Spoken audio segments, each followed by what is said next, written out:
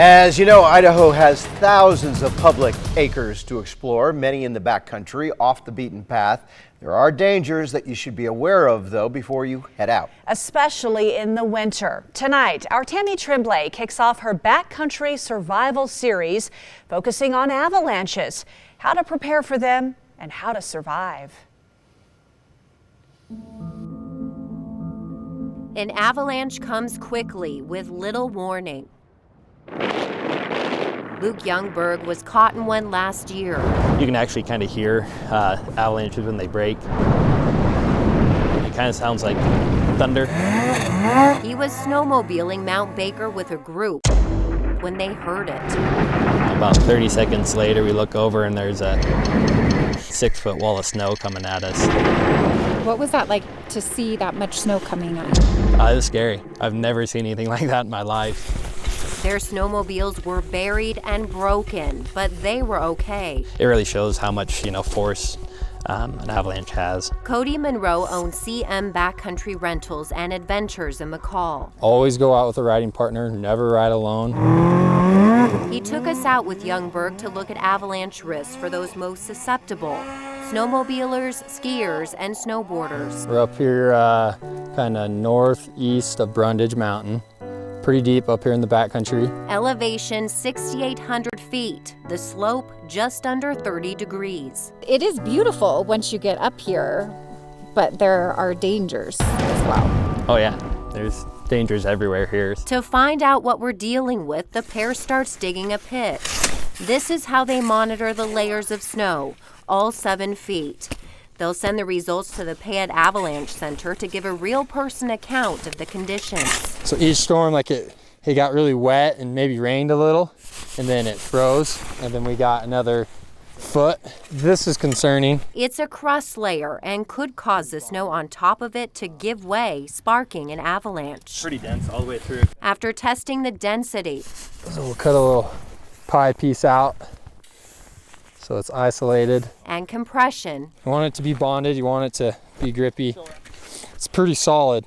This layer down here that we thought might give us some trouble isn't really giving us any trouble at all.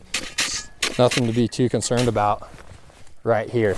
But you can't just take this information that we just got from digging this little pit, doing this little snow study, and jump up another 1,000 feet on another hillside and just go ripping around and thinking life's gonna be good. Because more than likely, that's when you're gonna get pinched. And then what would you do? Monroe says each person in your group should be wearing a beacon, a probe, and a metal shovel. If there's somebody in an avalanche and you need to find them, if you don't have these tools, more than likely you're not gonna find them. These tools saved Kyle Pratt in 2016. He was snowmobiling in Island Park and was buried. You got about 10 to 15 minutes normally. His friends were able to uncover his head in time using these tools. Monroe says anyone exploring the snowy backcountry should also be wearing an avalanche airbag system. You just pull the handle.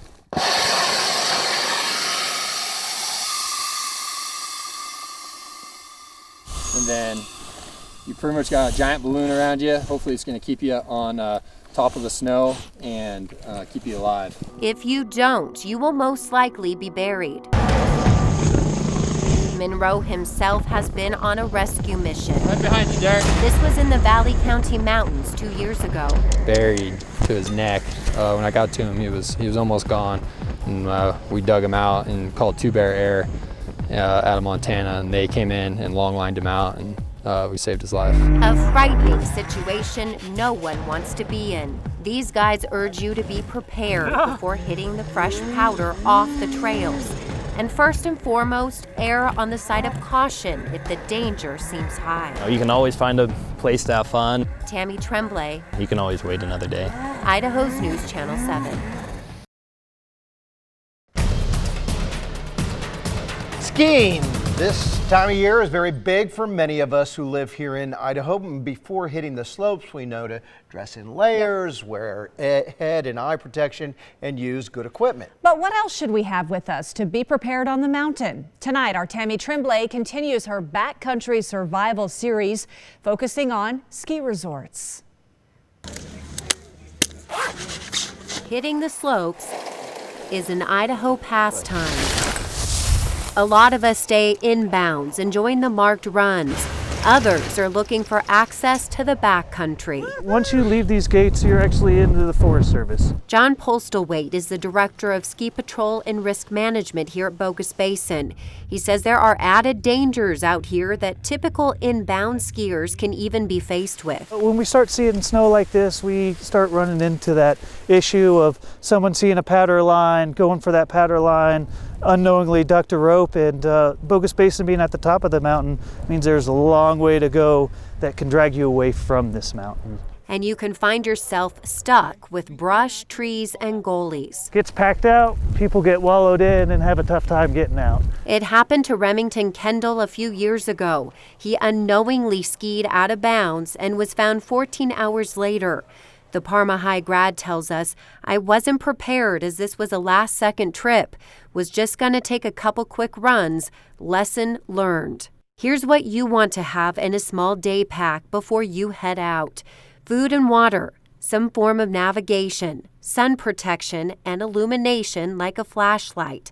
You'll also want to have first aid and fire supplies. If you get lost, Postlethwaite says you'll need them. And believe it or not, they get missing person calls almost daily. And right now you have someone that Ski Patrol's out looking for. Correct, we got a notification from Ada County that there was a missing person. They called us, we're triangulating through them and working around and currently sending patrollers through the area of concern trying to locate the individual. He says usually it's an easy situation. Someone took a run and now can't find their group. Everyone is still inbounds and safe. But some calls are more serious, so Postlethwaite says you have to be ready. What would you say is the first thing you should do if you find yourself lost? So the first thing you should do is stay put. Because once you keep traveling, if you don't know where you're traveling to, all you're doing is putting distance between yourself and the rescuer. The second thing to do is to get help on the way. If no one knows you're there, then we need to get that information to us so that we can start sending you help. If you have no cell phone reception, Postlethwaite says keep it on anyway because your phone can still be pinged by rescuers. You can also use the flash on your camera to flag down help. That's what Kendall did to a snowcat.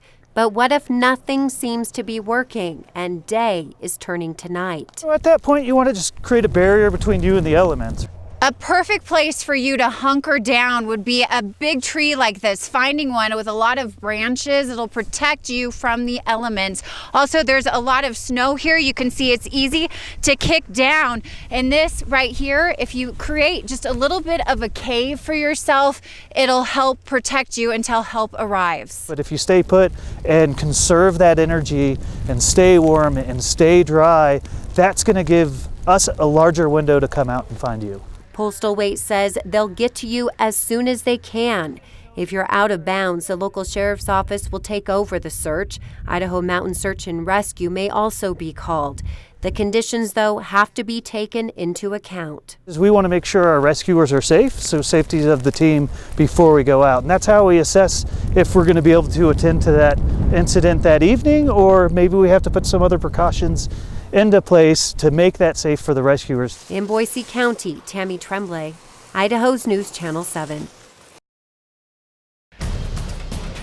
Well, we have all been misled at some point while using GPS systems. If we're using them to reach a backcountry destination, going down the wrong road could result in an unwanted survival story. Tonight, Tammy Tremblay takes us to Boise County to show us why using GPS in our phone or car just really isn't reliable in remote areas.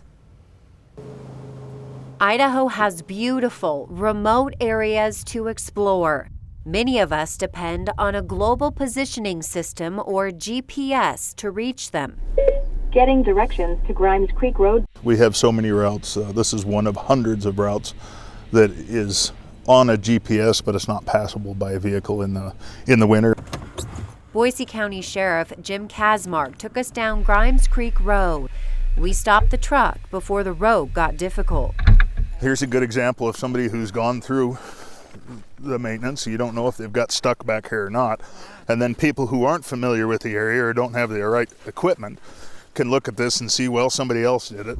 That's why he says you cannot rely on this technology, especially in the backcountry, even if it looks like someone else made it through. If you mark the shortest route and sometimes even the main route, up here it's not the way to go. If your GPS fails, you could end up in a remote location with no help in sight and no idea of where you're going to go. You need to be prepared. Sheriff Kazmark says that planning starts before you even head out. I would talk to people that have been on the trails before, perhaps contact either the Forest Service office or the Boise County Sheriff's office and get information on the actual route that you're planning on. You also need to tell someone exactly where you'll be traveling. And say, I'm going to be going along this road to this destination. If you just say I'm going to be in the Idaho City area, you've got 2,000 square miles of wilderness. And that's a lot of area for a search and rescue operation.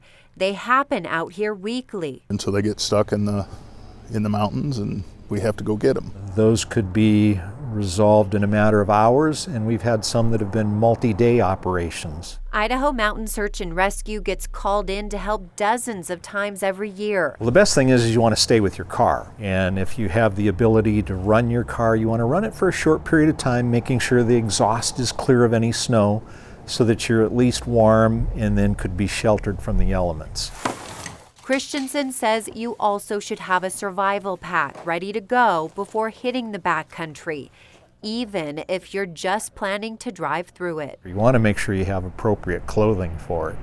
That's where not wearing cotton and wearing those synthetics and having the appropriate layers. And have navigation, a flashlight, sun protection, first aid, and fire starting supplies. Don't forget food and water and some sort of insulation. Plus, Sheriff Kazmark says make sure you leave your cell phone on. Even if you don't have a cell phone signal, search and rescue, and we have devices that can help pick up that signal.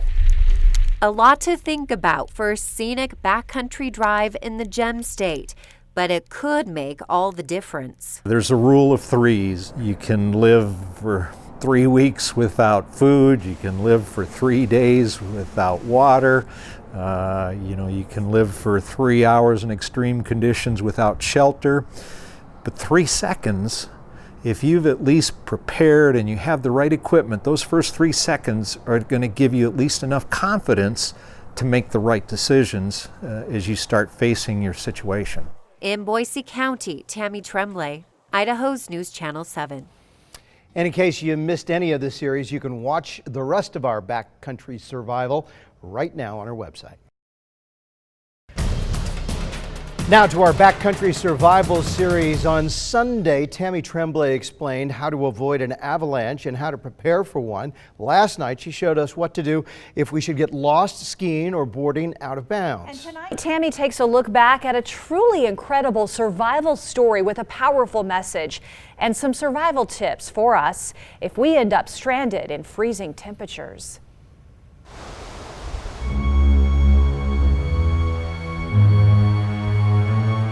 Every winter, amazing survival stories surface. This one from 2007 is hard to forget. A car carrying 2 teenagers hits a patch of ice and ends up in the Payette River near Garden Valley. Like, I just started swimming for the nearest land and got out and got on the piece of ice down there and looked up and noticed we were on the wrong side of the river. This ain't good. Jennifer Brooks and Cody King survived several hours in freezing temperatures by staying dry and together. And Cody said we got to strip our clothes because, of course, we had to. They were all soaked. The friends stranded on a tiny ledge of ice, huddled together all night long. Cars would go by and we'd try to yell at them, and of course they couldn't hear us. And then it started getting really cold and started snowing, and we started freezing. At this point, frostbite was kicking in. These are the symptoms: red, pale skin, feeling of numbness, muscle stiffness, and blistering in severe cases, like this one. It's pretty scary. Boise County Sheriff Jim Kazmark says we all need to know how to survive in freezing weather. Heat will keep you alive. Having the food and water with you will keep you alive. Staying dry will keep you alive. He and Ron Christensen with Idaho Mountain Search and Rescue are called for rescues like this one. They say getting away from the water is your best chance of survival. You want to be in an area that provides any shelter from any wind. You want to insulate yourself from the cold if you can, whether you take pine needles or tree branches or something that you could use as a bedding of some sort. And then you just want to make sure that you're not set up in an area that if you're next to water and there should be a sudden change in weather and water would begin to rise or something like that, that you haven't put yourself in a precarious situation.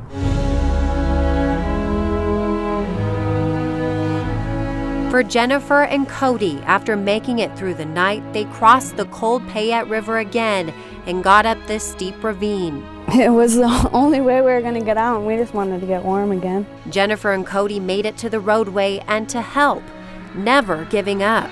Sheriff Kazmark says they prove believing in yourself really is your best tool for survival. If you have a survival attitude coupled with a little bit of skill and preparation, you can survive a lot of things. In Boise County, Tammy Tremblay. You can't give up. Idaho's News Channel 7.